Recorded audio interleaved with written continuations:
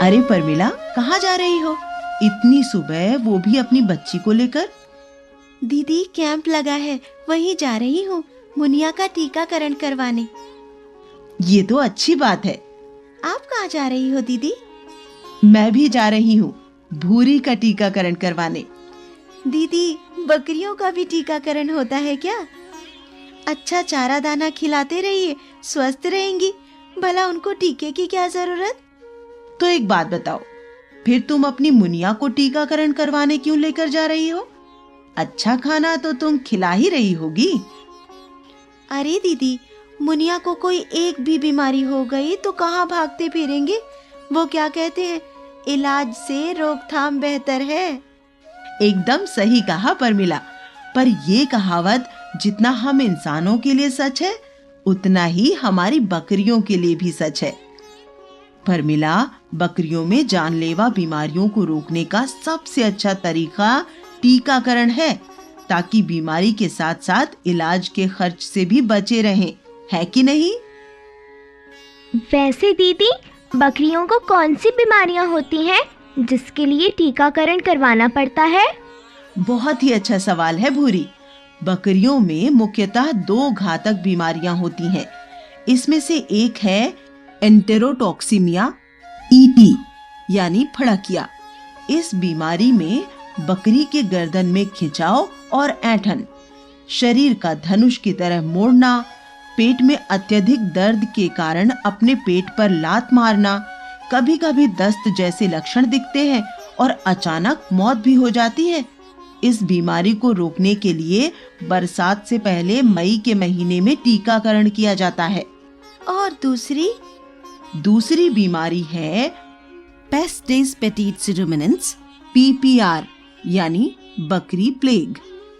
इस बीमारी के मुख्य लक्षण हैं तेज बुखार, नाक और आंख से पानी निकलना, मसूड़ों पर सफेद चोकर की तरह जमावट दिखता है, सांस में तकलीफ, खांसी से परेशान रहना और कई बार बदबूदार दस्त भी होने लगते हैं।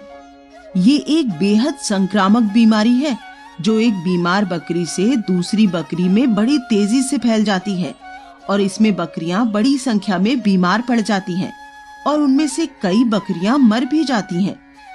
इस बीमारी से बचाने के लिए फरवरी के महीने में बकरियों में टीका लगाया जाता है और जिन बकरियों को इस समय टीका न लग पाए, जैसे 3 महीने से छोटे मेमने, बीमार और 4 से 5 महीने की गाभिन बकरी इत्यादि को सितंबर-अक्टूबर माह में पीपीआर का टीका लगा सकते हैं।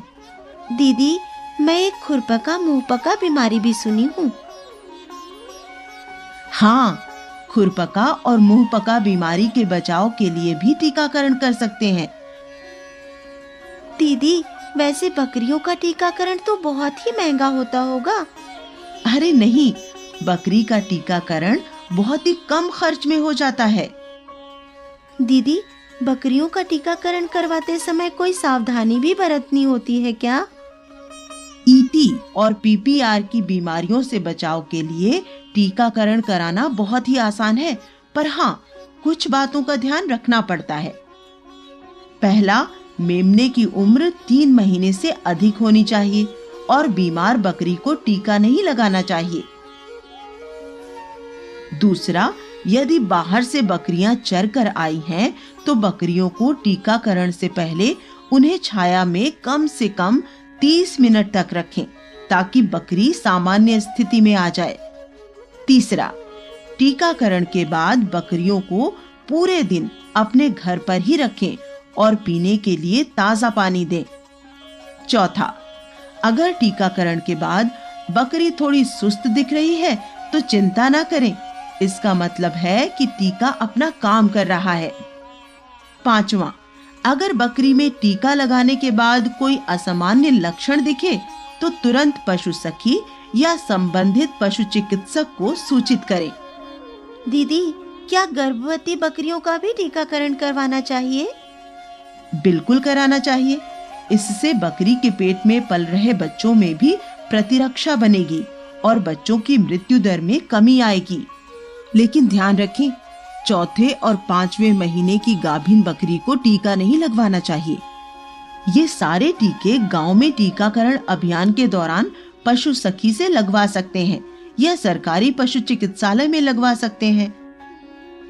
मैं मुनिया के टीकाकरण के बाद अपनी बकरियों का भी टीकाकरण करवाऊंगी। ये तो बहुत अच्छी बात है प्रमिला दीदी। अरे आप लोग जाते जाते ये बात याद रखेंगे ना, बकरियों को हर साल टीका लगवाने का करें वादा, तो बकरियां रहेंगी स्वस्थ और मिलेगा निश्चित फायदा।